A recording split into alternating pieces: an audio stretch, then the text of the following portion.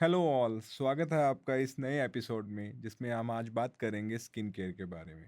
Do you know appearance has a very important role in your social impact and overall personality and skin is a critical part of your appearance. हम generally बात करते हैं diabetes की, heart disease की, bone care की, बुढ़ापे की, but we don't talk about skin care. So आज हम बात करेंगे with doctor Archita Agrawal who is the leading skin specialist of Faridabad and जानेंगे उनसे कि स्किन को कैसे हेल्दी एंड ग्लोइंग रख सकते हैं। So, hello, Dr. Archit. Thanks for coming in, and let's start. And before we start, let me ask you about yourself. So, where have you done your MD, and where is your clinic, and what kind of practice you are actually running in Faridabad? Yeah. Hello everyone. Myself Dr. Archit Agarwal, and I am MD dermatologist. I have done my MBBS from JJM Medical College, Davangere in Karnataka, and I have done MD in dermatology from Hassan Institute of Medical Sciences in Hassan, Karnataka. I have been practicing dermatology after my MD in Faridabad and Gurgaon for nearly around, I had come around 2018, so it is around 8 years now. So, 8 years you are Yeah, in practice. yeah, in practice after MD. After MD. So, sir, what kind of patients like come to you? Generally, sir, when we talk about skin specialist, being a doctor, when I read about skin diseases in my MBBS times, we read about pemphigus, we wrote about chronic dermatitis. But now I think skins has skin specialist has moved to cosmetologists. So, what kind of patient actually are coming to you? See, it is a mix of core dermatology, what you're talking about, and cosmetology, which is trending now. And due to the internet and Instagram and everything, the cosmetology is more in vogue, more in talk.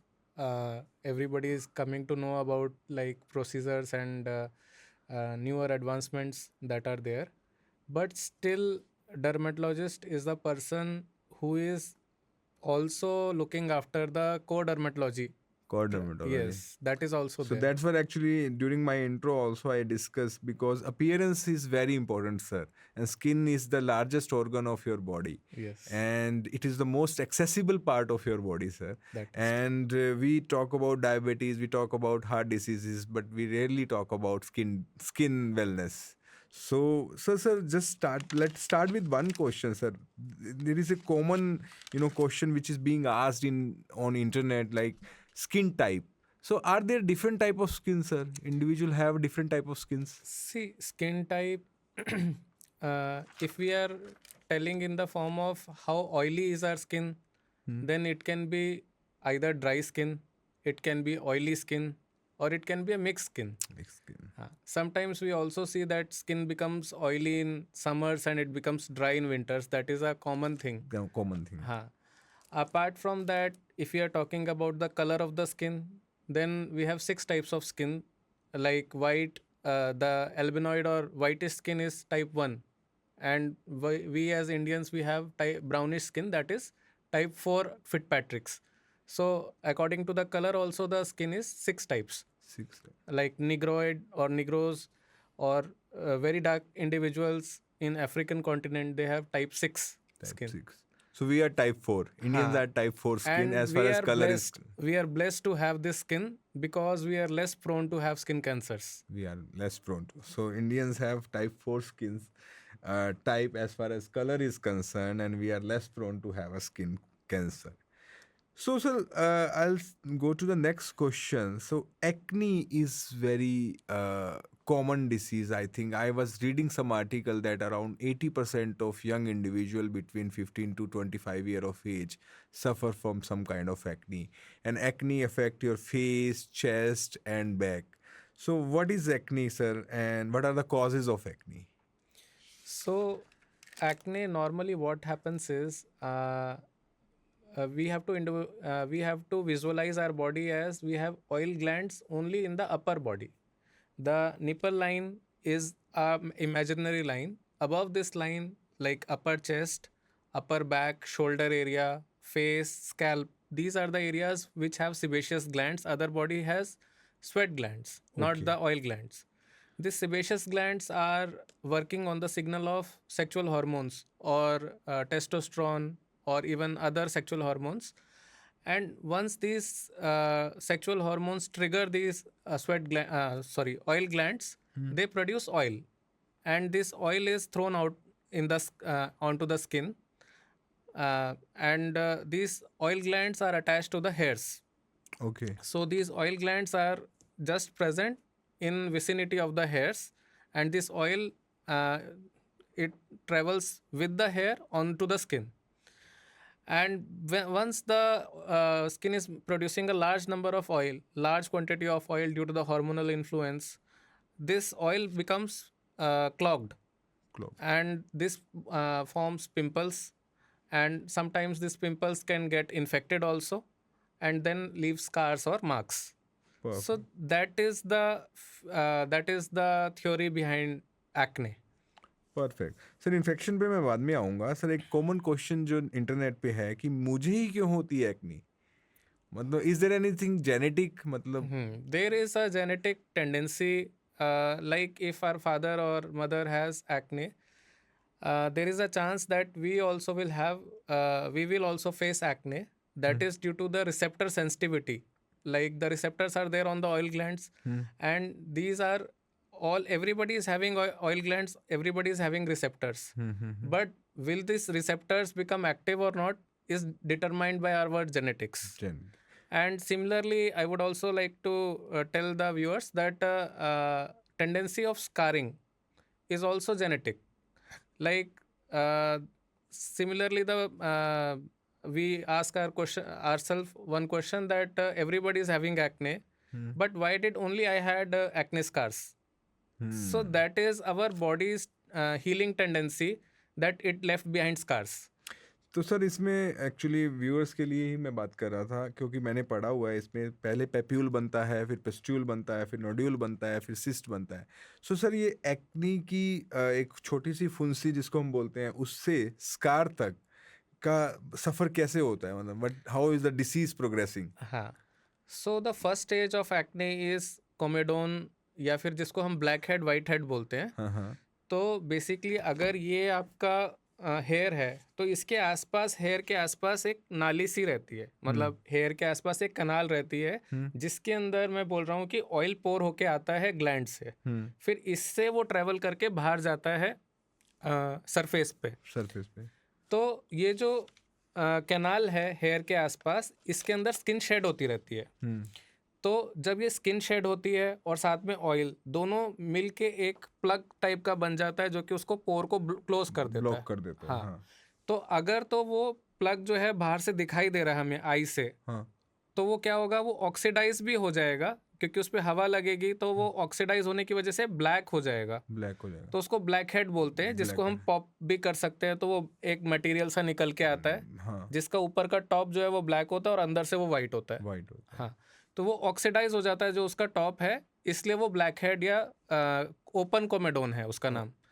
अगर कहीं बार ये पूरा का पूरा जो है ऊपर से दिख नहीं रहा है, मतलब ऊपर से स्किन से कवर्ड है, तो उसको हम क्लोज्ड कोमेडोन या फिर वाइट हेड बोलते हैं। तो ये फर्स्ट स्टेज है एक्ने का। अगर अब ये ठीक नहीं हुआ इस स्टेज पे, तो ये सेकंड स्टेज में प्रोग्रेस कर जाएगा। उसमें क्या है कि दाना थोड़ा बड़ा हो जाएगा, जिसको पेप्यूल बोलेंगे। और हमारे स्किन के ऊपर बैक्टीरिया होते हैं, प्रोपाइनोबैक्टीरियम एक्ने होता है, जो इन्फेक्ट कर देता है इस दाने को। तो जब उसको इन्फेक्ट कर देता है दाने को, तो उसमें पस बनना शुरू हो जाता है। तो वो जो पहले स्किन कलर का दाना था, अब वो पस वाला या वाइट कलर का दाना बन जाएगा, तो उसको पस्ट्यूल बोलेंगे। और अभी भी अगर वो ठीक नहीं हुआ तो उसके अंदर क्या है कि एक गांठ सी बननी शुरू हो जाएगी, एक फाइब्रोटिक रिएक्शन या एक लंप टाइप का बनना शुरू हो जाएगा, जो कि फील भी होता है कि ये लंप बन गया है।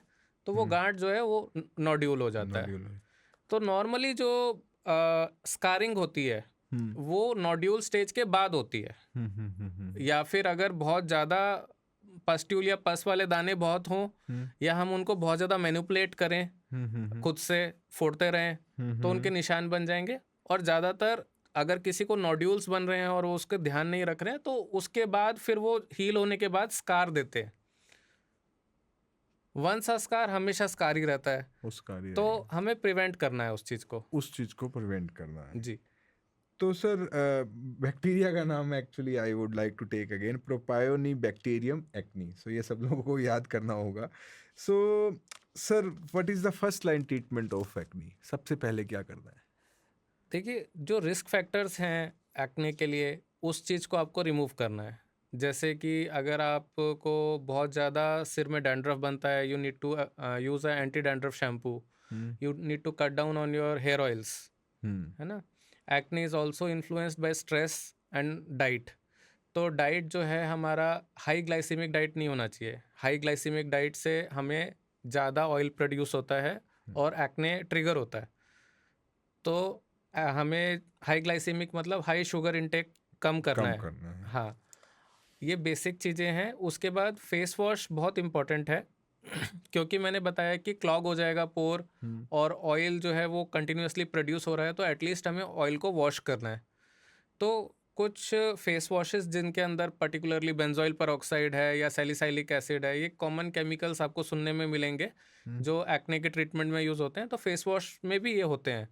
तो these are effective in washing the oils, तो that is the first step. That is the first step. हाँ, सो सर एक्चुअली एक कमर्शियल क्वेश्चन है कि मार्केट में दो तरह के, एक कहता है कि मेरे में सैलिसिलिक एसिड है, एक कहता है बेंजोइल पेरोक्साइड है, which is better? See, what I suggest my patient is use something which is, try something which is very gentle.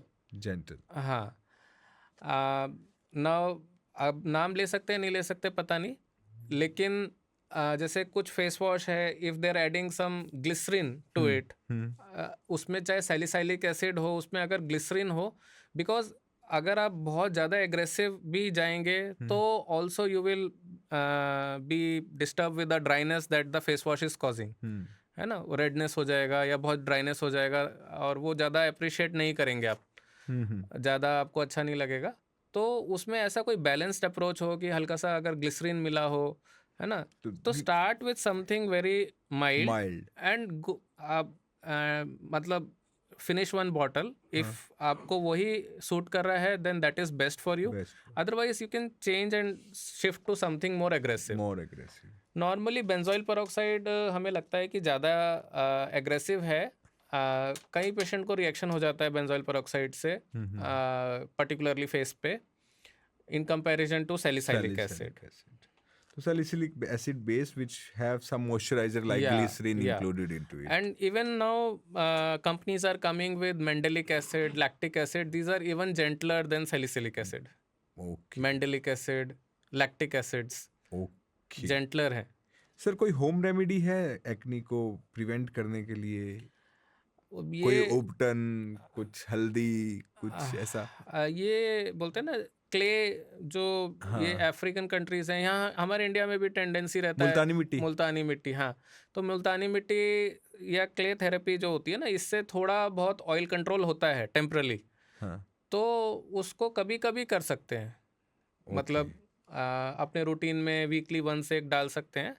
बाकी होम रेमेडीज़ कई बार नुकसानदायक भी होती हैं, जैसे आजकल इंटरनेट पे कुछ भी आ जाता है और कोई भी कुछ भी बोल सकता है। हम्म तो जैसे पर्टिकुलरली कई बार कुछ भी लिख देते हैं, टूथपेस्ट लगा लो, कई बार कुछ बोल देंगे कि लेमन लगा लो, तो it ends up in reactions to the face, है ना? इंजेक्शन टू द हाँ, तो उससे चेहरा लाल हो जाएगा, स्किन निकलने लग जाएगी, एंड फिर उसको ठीक करो पहले बैठ के। तो ओके, प्रॉब्लम बढ़ाना नहीं है, कम करना है। कम करना है।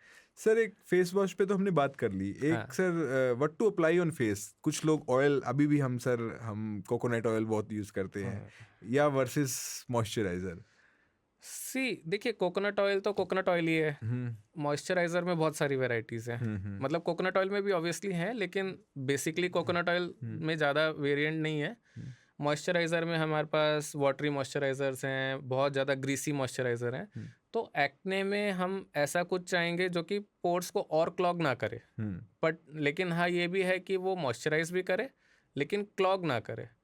तो जहाँ पे भी ऑयल आ जाता है या फिर जहाँ पे लिखा होता है पैराफिन, ये सारी जो चीज़ें हैं, ये ब्लॉक करती हैं पोर्स को और एक्ने को ट्रिगर करती हैं। ट्रिगर करती हैं। तो हम इनसे बचना चाहते हैं। हम ये माइल्ड जो जो वाटर बेस्ड थोड़े मॉइस्चराइजर्स होते हैं, जैसे हाइलुरोनिक एसिड लिखा हो या सेरामाइड लिखा हो, इस टाइप के जो हैं वो ज़्यादा आपको सूट करेंगे अगर आपको एक्ने हो रहा है तो, जेल परफेक्ट बेस्ड।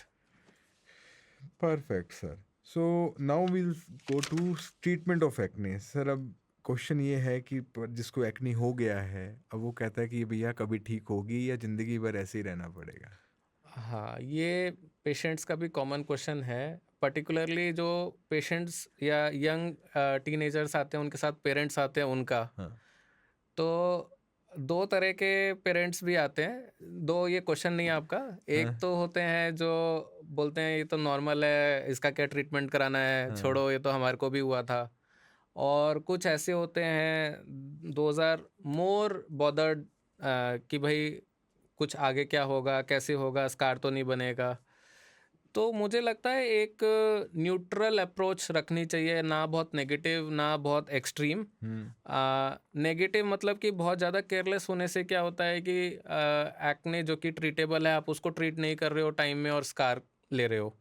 और बहुत ज़्यादा उसके पीछे पड़ने से क्या है, you and up spending a lot. आप बहुत ज़्यादा स्ट्रेस हो जाते हो, एक भी एक्ने निकलता है, वो इंटर्न एक्ने कॉज कर रहा है, तो उतना ज़्यादा आपको बहुत ज़्यादा सोचना नहीं चाहिए। एक्ने मतलब आपको जो ट्रीटमेंट करना है वो करना है, इट विल वर्क, एंड उसके बारे में बहुत ज़्यादा ऑब्सेस नहीं करना है। Obsess नहीं करना. हाँ, क्योंकि तो लोगों को बड़ा साइकोलॉजिकल हो जाता है, स्ट्रेस हो जाता है, people don't want to go out, social distancing कर लेते हैं. वो थोड़ा जो जितना चाहिए उससे ज़्यादा हो गया। ज़्यादा हो गया और स्ट्रेस कॉजेज एक्ने अगेन. हाँ, स्ट्रेस कॉजेज एक्ने। हाँ. तो सो हमारा क्वेश्चन क्या था? कि सर पहला ट्रीटमेंट मतलब is it treatable? It is definitely treatable. जो क्वेश्चन है कि ट्रीटेबल है या नहीं है, नॉर्मली अगर 15-16 ईयर्स का कोई बच्चा है मेरे पास, तो मैं उनको यही समझाता हूँ, बेटा आप एकदम से 26-27 के तो हो नहीं जाओगे, it will take around 10 years कि भाई आप धीरे धीरे बड़े हो गए। तो आपके जो हॉर्मोन्स हैं, these are also producing oil, and this will continue to produce oil till you are 25।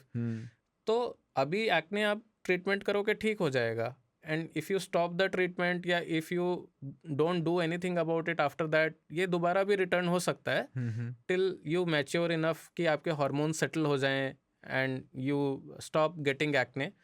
तो आपको एक मेंटेनेंस करना चाहिए after you complete your active treatment. Maintenance in the form of you continue with the face wash, एक light moisturiser, एक sunscreen, है ना, इस तरह का आप चीज़ें आप कंटिन्यू रखिए so that it does not come back. Does not come back. So sir, what is the active treatment? What are the part of active treatment? So there is 3 things.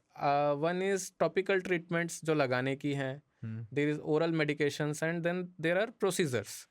सो जो टॉपिकल हैं, these are antibiotics like clindamycin gel, and then there is retinoids like adapalene, and then there is benzoyl peroxide. तो ये ज़्यादातर ये होते हैं। Oral में it depends upon the stage of acne कि भाई कितना सीवियर एक्ने है। अगर बहुत ही माइल्ड है तो ओरल देने की ज़रूरत नहीं है, अगर थोड़ा सीवियर है तो एंटीबायोटिक्स देते हैं हम, और बहुत सीवियर है खासकर सिस्टिक एक्ने है तो उसमें हम ओरल रेटिनॉइड्स देते हैं, isotretinoin.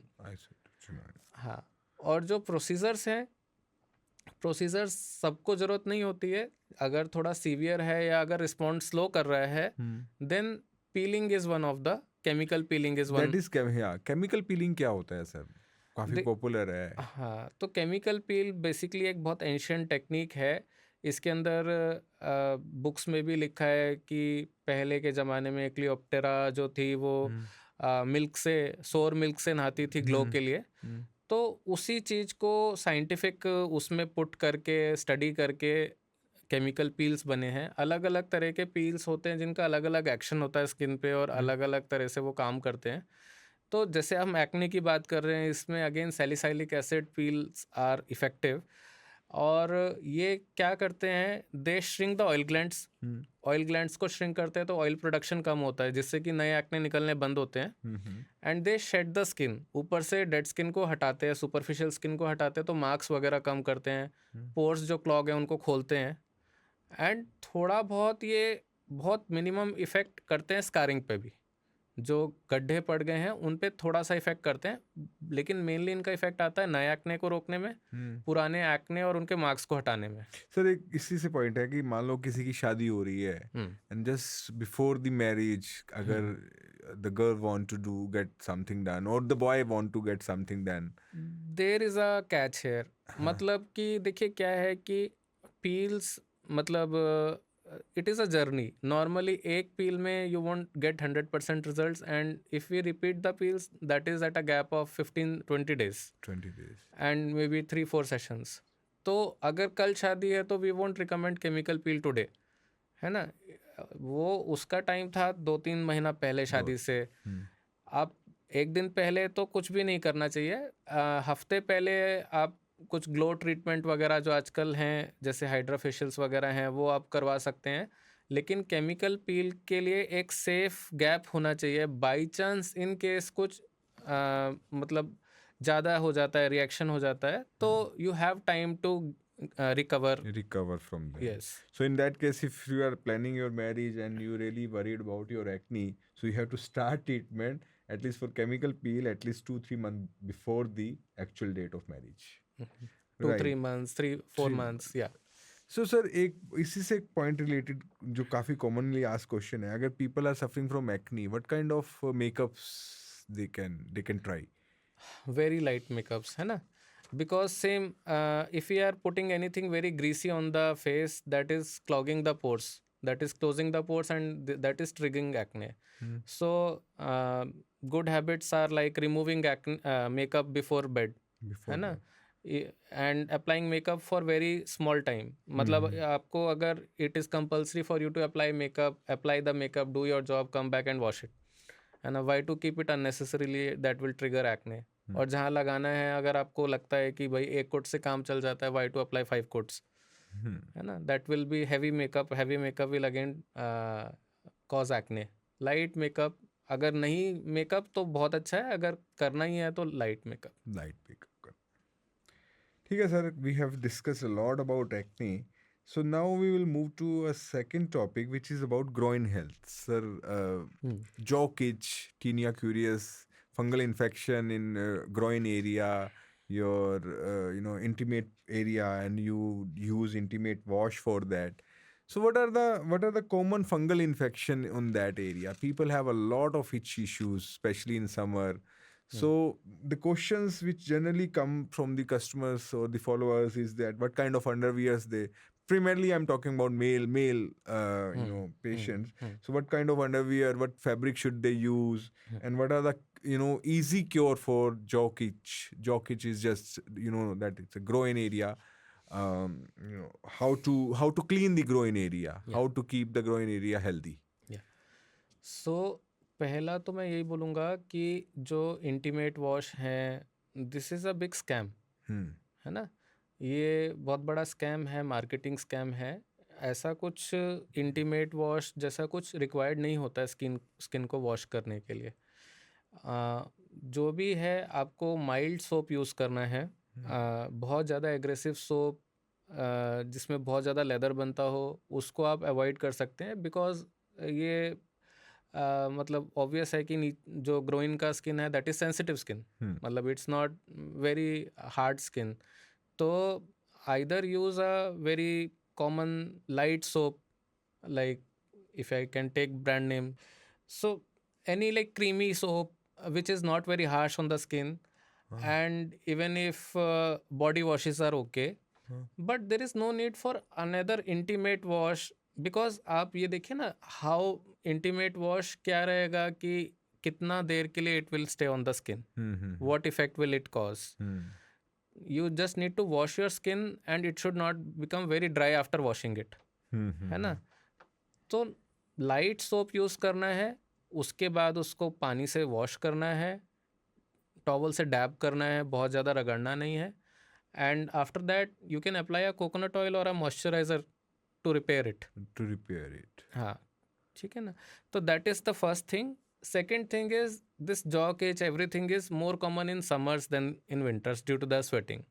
So speaking about that, absorbent powder goes a long way in absorbing the sweat, and reducing the friction between the clothes and the skin, है ना, and also between the surface of the skin, two surfaces of the skin, जिसको हम jaw किच बोलते हैं। वो particularly दो चीज़ें हो सकती हैं, या तो वो फ्रिक्शन की वजह से स्किन के अंदर एलर्जी हो सकती है, जो कि स्वेट की प्रेजेंस में दोनों स्किन रब हो गई तो आपको दोनों स्किन में एलर्जी हो गई, या फिर स्किन और कपड़े के बीच में जो फ्रिक्शन हुआ उसकी वजह से एलर्जी हो गई, और हम उसको सोच रहे हैं कि इन्फेक्शन हो गया, but particularly that is allergy due to the sweating and friction.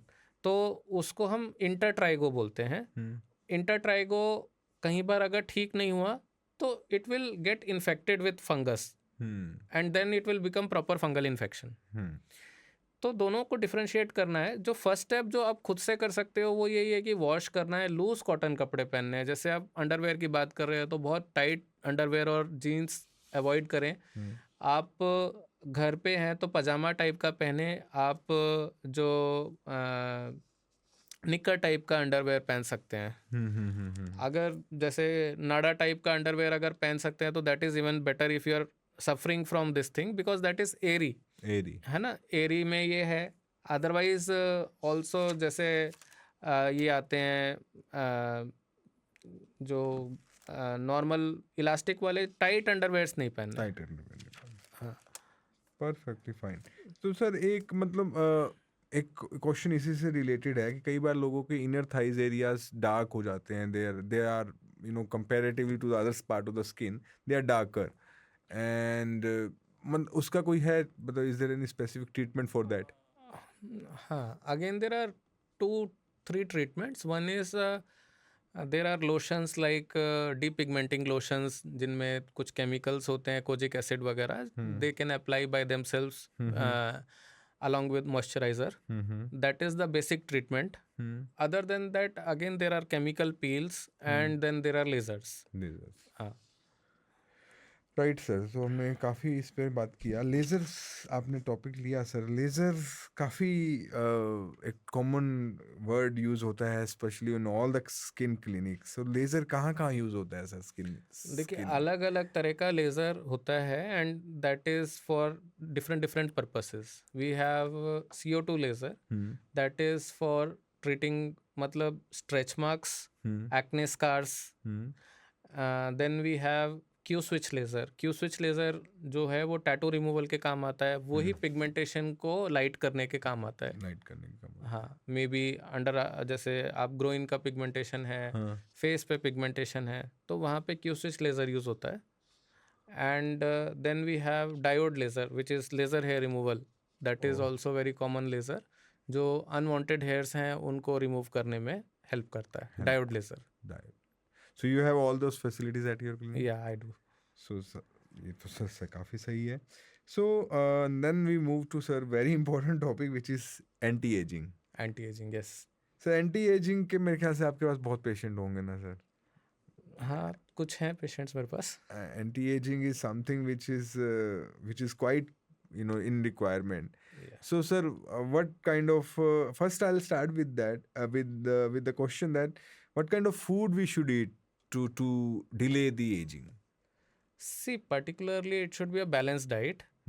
इसके अंदर विटामिन सी और जो एंटीऑक्सीडेंट्स हैं उसका रोल रहता है। तो विटामिन सी तो आपके सिट्रस फ्रूट्स में है, एंटीऑक्सीडेंट्स जो हैं आपके नट्स में रहते हैं। जैसे आजकल वो नहीं होते मिक्स होते हैं नट्स के, those are antioxidants and you have vitamin C. Set that ऐसा नहीं है कि सिर्फ उसी से काम चल जाएगा, बैलेंस डाइट होनी चाहिए।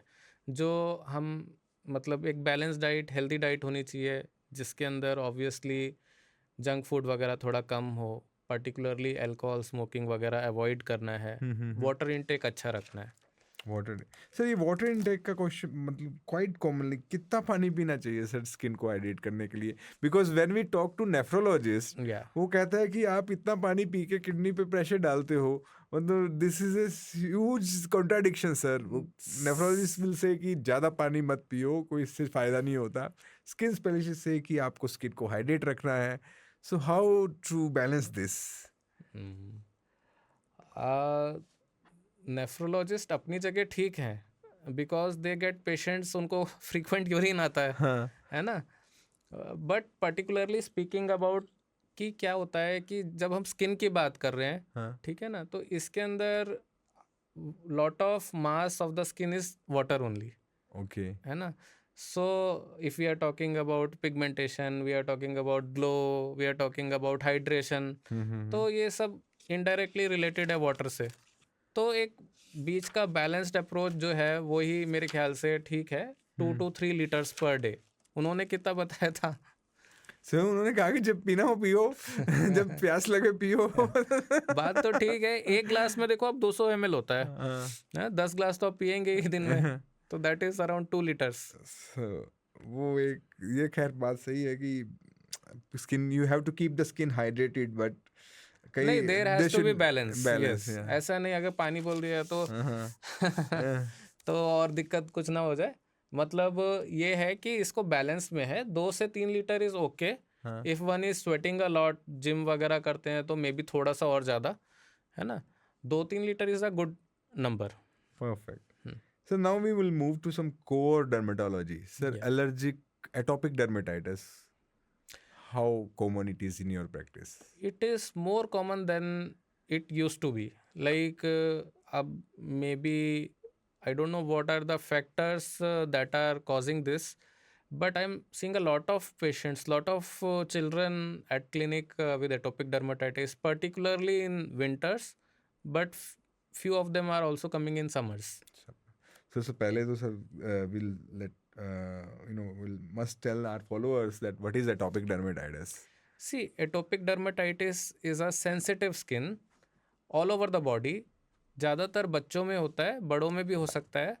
और इसके अंदर क्या होता है, सेंसिटिव होने की वजह से जब भी मौसम बदलता है तो उनको रैशेस आ जाते हैं, बॉडी में रेड हो जाता है, उनको इचिंग होती है. और जहाँ पे स्किन फोल्ड्स होते हैं, जैसे कि एल्बो के आगे, नीज़ के पीछे, या इवन फेस पे, गर्दन के फोल्ड्स में, यहाँ पे उनको कट्स पड़ने शुरू हो जाते हैं, रेड रैशेस होते हैं जिसमें खुजली होती है. और बहुत ज़्यादा इचिंग होने से उनको कई बार स्किन में पानी आता है और इन्फेक्शंस भी हो जाते हैं. तो that is a very, like not very, but it's a concerning problem for the parents and the children as well, कि वो इच करते रहते हैं. And that is repeated thing. मतलब ऐसा है अभी ठीक हो जाएगा, then it might repeat in some months because दोबारा मौसम बदल जाएगा. And their skin is inherently, मतलब बाई बर्थ या खुद से उनकी स्किन बहुत सेंसिटिव है टू द एनवायरमेंटल फैक्टर. बाहर के जो फैक्टर्स हैं, जो एनवायरमेंटल चेंजेस हो रहे हैं, धूल मिट्टी पॉल्यूशन है, इससे वो ट्रिगर हो जाता है. Okay. So sir, basically it is a allergy. Skin allergy. It is a asthma of the skin. It is the asthma of the skin basically.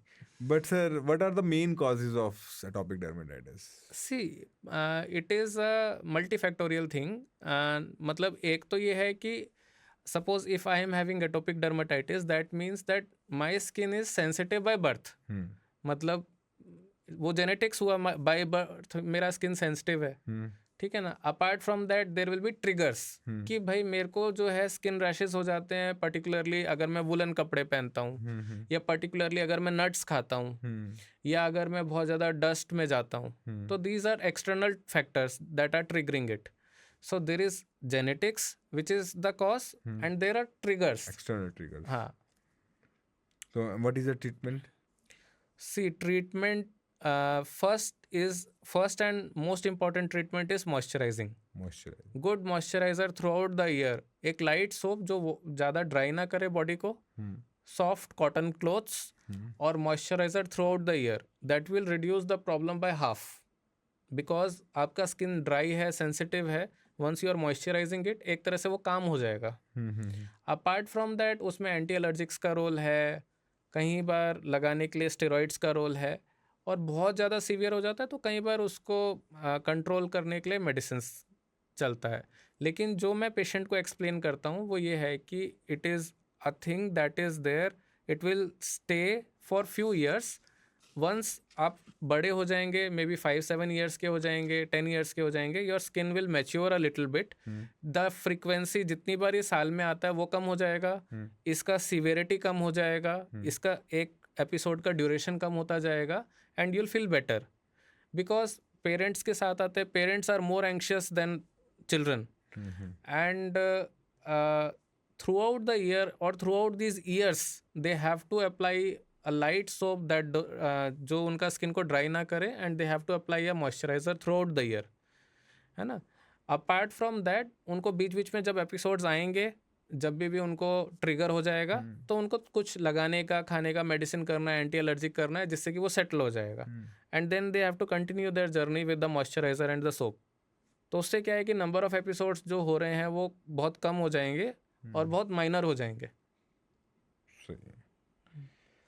Okay sir, we discussed a lot. कुछ मतलब आपकी तरफ से tips to keep the skin healthy? देखिए, skin is important, very important, but यही है कि it is a reflection of what we are inside, at inside. अब सपोज कीजिए कि I am dealing with something like mental issues, it will show up in the skin, है ना. जो basic चीज़ें हैं, our mental health, our internal health, our diet, healthy diet, जो हम अंदर से हैं, our emotional health, that is very important for our skin health. Even exercise, we हम इन सब चीज़ों को बहुत लाइटली लेते हैं, लेकिन जो हमारी इंटरनल हेल्थ है वही हमारे को बाहर दिखाई देगी स्किन पे. अगर बहुत अच्छी स्किन भी हो जाएगी और इंटरनली हम अच्छा नहीं फील कर रहे, that does not make any sense. तो पहला है, इंटरनली हमें अच्छा रहना है, वाटर इनटेक वगैरह ठीक रखना है.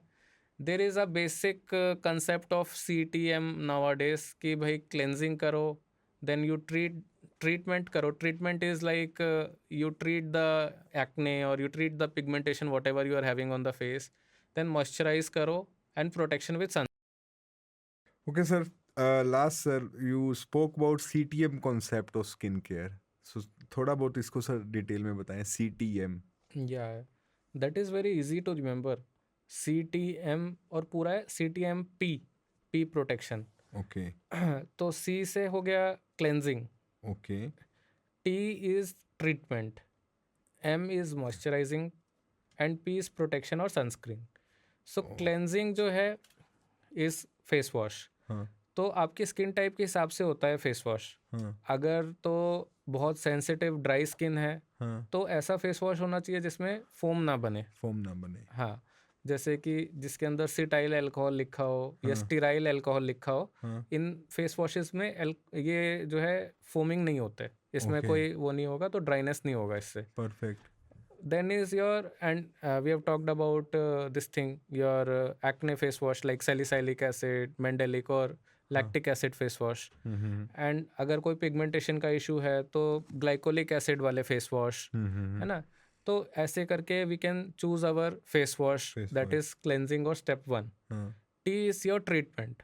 Suppose we are dealing with your acne, so we are applying clindamycin gel और whatever doctor has prescribed वो जेल हम अगर लगा रहे हैं. पर्टिकुलरली अगर हम वी आर ट्रीटिंग मेलास्मा और we are having the concern of tanning और मेलास्मा पिगमेंटेशन का हमें है, तो हम कुछ डी पिगमेंटिंग क्रीम हल्का लगा रहे हैं, ठीक है ना. तो that is your treatment. Then moisturiser का यही है कि it has to be according to skin type. अगर ऑयली स्किन है तो लाइट मॉइस्चराइज़र या जेल बेस्ड मॉइस्चराइज़र, और अगर बहुत ड्राई एटोपिक स्किन है कि बहुत ही क्रैक होता है स्किन, तो हल्का सा थिकर मॉइस्चराइज़र जैसे सीरामाइड वगैरह मॉइस्चराइज़र हो गया. And piece protection, again sunscreen में भी अब बहुत सारा वैरायटी है. तो there are gel based sunscreen जो कि एक्ने में चलेगा क्योंकि वो क्लॉग नहीं करेगा पोर को. Then there are physical sunscreen जो बहुत ज़्यादा आउटडोर एक्टिविटी जिनको रहती है, क्योंकि फिजिकल सनस्क्रीन क्या है कि लगाते ही असर करता है. Otherwise there are chemical sunscreen जो लगाने में अच्छा दिखता है लेकिन वो असर जो है आधे घंटे बाद स्टार्ट करेगा. So choose your cleanser, choose your treatment option, choose your moisturiser, choose your sunscreen. So that is your treatment regime जो आपका रूटीन है, स्किन रूटीन बोलते हैं. So that will take care of everything.